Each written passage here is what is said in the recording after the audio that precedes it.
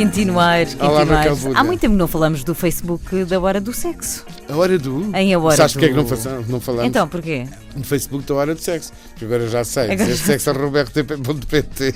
Aliás, já me atende o telefone assim, não é? Exatamente. Sexo@rtp.pt. Quem? É para escrever? É para escrever, já sabem que sim. Há uns programas atrás, vê lá se te lembras, Quintino, referiste que só alguns padres e freiras não teriam desejo sexual. Sim. E que de resto não haveria mais exceções. Sim. Ora, o que dizer de uma mulher nos seus 40, que é ela, que não se masturba, começa a pensar que não sou normal e sei que não posso confundir desejo sexual com masturbação, mas parece-me haver ligação. Penso em sexo, mas não tenho atividade física sexual comigo própria.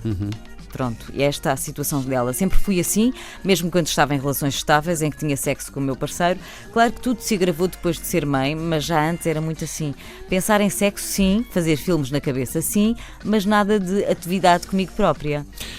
Sabes que nos últimos 16 anos, os homens da igreja, não é a igreja e muito menos a fé, os homens da igreja conseguiram destruir-nos psicologicamente na área da sexualidade e do sexo. Quando se começam a ler livros de história da vida cotidiana e de comportamento humano relacionado com esta questão do sexo, sobretudo no período da Idade Média, ficamos chocados com a força que este ataque à sexualidade teve e aquilo que conseguiu produzir. Portanto, não é de estranhar que se chegue ao século XXI e que escutemos de muitas pessoas, não é algumas, são muitas pessoas, que de facto têm esta prisão interior, esta falta de liberdade interna em relação à própria sexualidade e que portanto, possam chegar aos 40 anos e nos relatem que nem se masturbam, nem sentem desejo sexual. Este é, claramente, na minha leitura, uma consequência dessa agressividade que se fez ao longo de 16 séculos. Sabes que ela diz, quando às vezes me ocorre masturbar-me, dou comigo a pensar que é uma trabalheira, aborrece-me, não tenho paciência, portanto, conscientemente não o faço. Digo conscientemente porque acontece acordar de noite e parece que o meu corpo já está sozinho, quase em clímax, e então eu continuo apertando as pernas ritmamente para que a coisa não se concretize, não é?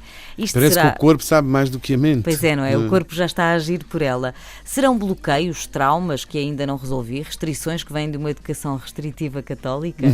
Lá está, já respondeste, não é? Eu tirava católica e diria cristã, porque na verdade não é só a Igreja Católica que vem produzindo este dano na liberdade interior das pessoas. Também a linha protestante do cristianismo, aparentemente não, mas na prática também limita bastante a nossa liberdade interior. Mas como é que uma mulher em que diz que pensa várias vezes em sexo, em que ela diz que olha, cobiça, aprecia, fantasia e que, pelos vistos do seu corpo e inconscientemente tem níveis de excitação, depois não lida bem com o facto de se masturbar?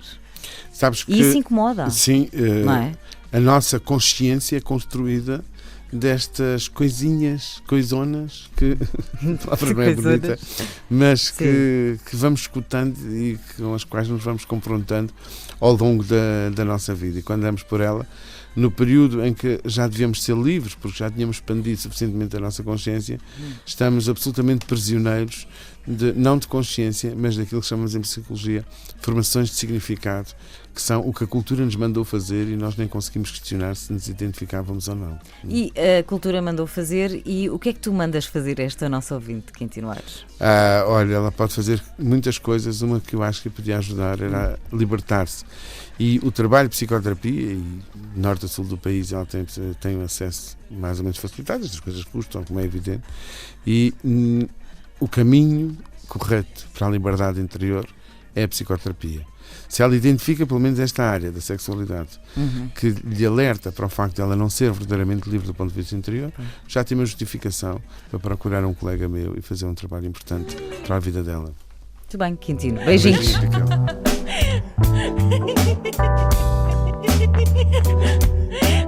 Duas vezes por dia, a hora do sexo. Na Antena 3.